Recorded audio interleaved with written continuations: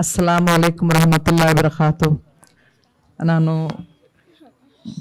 ಮೂಲತಃ ನಾನು ಕುಂದಾಪುರ ತಾಲೂಕಿನವಳು ಹಾಗೂ ಈಗ ಇರೋದು ಕಾರ್ಕಳದಲ್ಲಿ ಒಂದು ಹಾಸ್ಪಿಟಲ್, ಖಾಸಗಿ ಒಂದು ಹಾಸ್ಪಿಟಲ್ ಕೆಲಸ ಮಾಡ್ತಾ ಇದ್ದೆ 95ನೇ ಇಸ್ವಿಯಲ್ಲಿ. ಆವಾಗ ಆಂಬುಲೆನ್ಸ್ ಇರಲಿಲ್ಲ, ಆಂಬುಲೆನ್ಸ್ ಸರ್ವಿಸ್ ಕೂಡ ಮಾಡ್ತಾ ಇದ್ದೆ. ಆಂಬುಲೆನ್ಸ್ ಸರ್ವಿಸ್ ಮಾಡ್ತಾ ಒಂದು 10 ವರ್ಷದ ಹಿಂದೆ ನನ್ನ ಒಬ್ಬರು ಅನಾಥರನ್ನು ರೋಡಲ್ಲಿ ಹೋಗ್ತಾ ಇರ್ತಾರೆ. ಯಾರೋ ನನ್ನ ಆಂಬುಲೆನ್ಸ್ಗೆ ಕರೀತಾರೆ, ನಾನು ಆಂಬುಲೆನ್ಸ್ಗೆ ಹಾಕ್ತೇನೆ. ಆದರೆ 6 ಗಂಟೆಯಿಂದ 10 ಗಂಟೆ ಹುಡುಕಿದ್ರೆ ಎಲ್ಲಿ ಕೂಡ ಬಿಡ್ಲಿಕ್ಕೆ ಜಾಗ ಇರ್ತಾ ಇಲ್ಲ ನನ್ನ ಹತ್ರ. ಹಾಗೆ ನಾನು ಏನ್ ಮಾಡ್ತೇನೆ, ನನಗೆ ಅಂತ ಒಂದು ತಗೊಂಡು ಮನೆ ಇರ್ತದೆ, ನಾನು ಕ್ವಾರ್ಟರ್ಸ್ ಅಲ್ಲಿ ಇದ್ದೆ. ಆ ಮನೆಯಲ್ಲಿ 1 ದಿವಸದ ಮಟ್ಟಿಗಂತ ನಾನು ಒಬ್ಬರನ್ನು ಬಿಡ್ತೇನೆ. ಒಬ್ರು ಅನ್ನೋದಕ್ಕೆ ಒಬ್ರು ಅಂತ ಸಾಧಾರಣ 100 ಜನ ಹತ್ರ ಇದ್ರು ನನ್ನ ಮನೆಯಲ್ಲಿ. ಆದ್ರೆ ಆ 100 ಜನರನ್ನು ಕೂಡ ನಾನು, ನನ್ನ ಮಕ್ಕಳು ಎಲ್ಲ ಸೇರಿ ಸಾಕ್ತಾ ಇದ್ದೇವೆ. ನಾನು ಆಂಬುಲೆನ್ಸ್ ಸರ್ವಿಸ್ ಮಾಡ್ತಾ ಇದ್ದೇನೆ. ಆದ್ರೆ ನಾನು ತುಂಬಾ ಶಾಲೆ ಕಲಿಯಲಿಲ್ಲ. ನಾನು ಕಲ್ತದ್ದು ನನ್ನ ಮಕ್ಕಳಿಗೆ ಮಾತ್ರ. ನಾನು ಒಬ್ಬಳಿಗೆ ಟೀಚರ್ ಮಾಡಿದ್ದೇನೆ, ಒಬ್ಬಳಿಗೆ BSc ಮಾಡಿದ್ಲು. ಅವರೆಲ್ಲ ಕೆಲಸ ಮಾಡ್ತಾ ಇದ್ರು, ನನಗಾಗಿ ಮಕ್ಕಳು ಕಲಿಯೋದಿರಬಾರ್ದು ಹೇಳಿ. ಹಾಗೆ ನಾವು ಇಬ್ಬರು ಸಹ ಮಕ್ಕಳು ಕೆಲಸ ಮಾಡ್ತಾ ಇದ್ರು. ನಾನೀಗ 100 ಜನ ಹತ್ರ ಇದ್ರು ನನ್ನ ಹತ್ರ. 6 ವರ್ಷ ತನಕ ನಾನು, ನನ್ನ ಮಕ್ಕಳು ಸೇರಿ 100 ಜನರನ್ನು ಕೂಡ ಸಾಕ್ತಾ ಇದ್ದೇವೆ. ಹಾಗೆ ಕೊರೋನಾ ಟೈಮಲ್ಲಿ ನನಗೆ ತುಂಬಾ ಕಷ್ಟ ಇತ್ತು. ಕೊರೋನಾ ಟೈಮಲ್ಲಿ ಎಲ್ಲರ ಕೆಲಸ ಕೂಡ ಹೋಗಿ ಏನೂ ಇರಲಿಲ್ಲ. ಹಾಗೆ ನಮ್ಮೂರು ಪೊಲೀಸ್ ಸ್ಟೇಷನ್ ಅಲ್ಲಿ ಹೋಗಿ ಹೇಳಿಕೊಂಡೆ, ನಾನು ಕಾರ್ಕಳದಲ್ಲಿ ಜನರನ್ನು 6 ವರ್ಷ ಸಾಕಿದ್ದೇನೆ, ಈಗ ನನಗೆ ತುಂಬಾ ಕಷ್ಟ ಆಗ್ತಾ ಅಂತ ಹೇಳಿ. ಹಾಗೆ ಕಾರ್ಕಳ ಪೊಲೀಸ್ ಸ್ಟೇಷನ್ ಇಂದ ಹಾಗೆ ನ್ಯೂಸ್ ಮಾಡಿ ಕೂಡ ಹೊರಗೆ ಹಾಕಿದ್ರು, ಯಾರೇ ದಾನಿಗಳಿದ್ರು.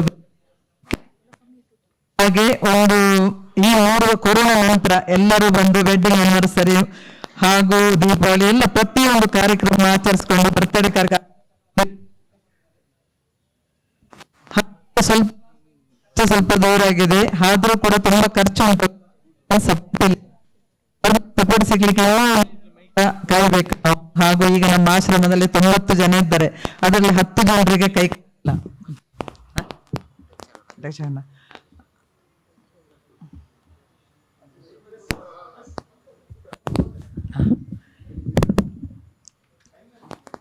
ಹಾ 90 ಜನ ಇದ್ದಾರೆ. ಈಗ 90 ಜನರಲ್ಲಿ 10 ಜನರಿಗೆ ಕೈಕಾಲಿಲ್ಲ.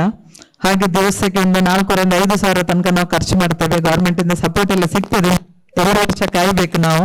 ಅಷ್ಟು ತನಕ ಕೈಯಿಂದಲೇ ಯಾರೋ ಬಂದು ಬಡ್ಡೆ ಆಚರಿಸಿದ್ರು. ಹಾಗೂ ಮತ್ತು ನನ್ನ ಮಕ್ಕಳು, ನನ್ನ ಅಳಿಯಂದ್ರು, ನಮ್ಮ ಮನೆಯವರೇ ಸೇರಿ ಇದನ್ನು ಮಾಡ್ತಾ ಇದ್ದೇವೆ, ಖರ್ಚು ಮಾಡ್ತಾ ಇದ್ದೇವೆ.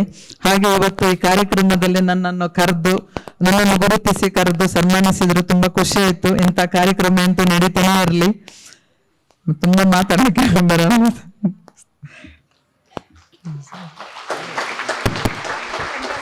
ಧನ್ಯವಾದಗಳು ಆಯಿಷಾ ಬಾನು ಕಾರ್ಕಳ ಅವರಿಗೆ. ಸಾರಿ, ಒಂದು ಇಂಪಾರ್ಟೆಂಟ್ ವಿಷಯ ಹೇಳಲಿಕ್ಕೆ ಮರ್ತೋಯ್ತು. ಒಂದು ಪ್ರಶ್ನೆ, ಅದು ಕೂಡ ಇದು ನನ್ನ ಮೊದಲ ಪ್ರಶಸ್ತಿ. ನಾನು ಯಾವತ್ತೂ ಕೂಡ ಸರ್ಕಾರಿಯ ಪ್ರಶಸ್ತಿಗೆ ಅರ್ಜಿ ಹಾಕಲಿಲ್ಲ, ನನಗೆ ಅದರ ಅಗತ್ಯನೂ ಇಲ್ಲ. ಇದು ಬ್ಯಾರೀಸ್ ವೆಲ್ಫೇರ್ ಅಸೋಸಿಯೇಷನ್ ಸ್ವತಃ ಅವರೇ ಗುರುತಿಸಿಕೊಟ್ಟ ಪ್ರಶಸ್ತಿ. ಅದನ್ನು ಪ್ರೀತಿಯಿಂದ ಸ್ವೀಕರಿಸಿದ್ದೇನೆ, ಅದಕ್ಕಾಗಿ ಧನ್ಯವಾದವನ್ನು ಸಲ್ಲಿಸ್ತಾ ಇದ್ದೇನೆ. Thank you BWA. ಧನ್ಯವಾದಗಳು. ಇದೀಗ ನಮ್ಮ ಹಾಗೂ ಇದು ನನಗೀಗ 221ನೇ ಸನ್ಮಾನ.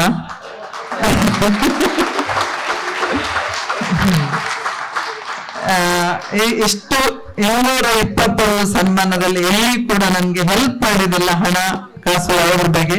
ಇವತ್ತು ಫಸ್ಟ್ ಒಂದು ಸ್ಟೇಜ್ ಮೇಲೆ ನಾನು 50,000 ರೂಪಾಯಿದು ಚಕ್ರ ಮಾತಾಯ್ತು, ತುಂಬಾ ಹೆಲ್ಪ್ ಆಯ್ತು. ಹಾಗೂ ಇದೇ ಸ್ಟೇಜ್ ಅಲ್ಲಿ 2-3 ವರ್ಷದ ಹಿಂದೆ ನನ್ನ ಸ್ವಂತ ತಮ್ಮನ ಮಗಳು ಸೈನ್ಸ್ ಸ್ಟೂಡೆಂಟ್, ಅವಳು 100ಕ್ಕೆ 100 ಮಾರ್ಕ್ ತೆಗೆದಿದ್ಲು. ಇವತ್ತವಳು ಕುಂದಾಪುರ ಆದರ್ಶ ಹಾಸ್ಪಿಟಲ್ ಡಾಕ್ಟರ್ ಆಗಿದ್ಲು.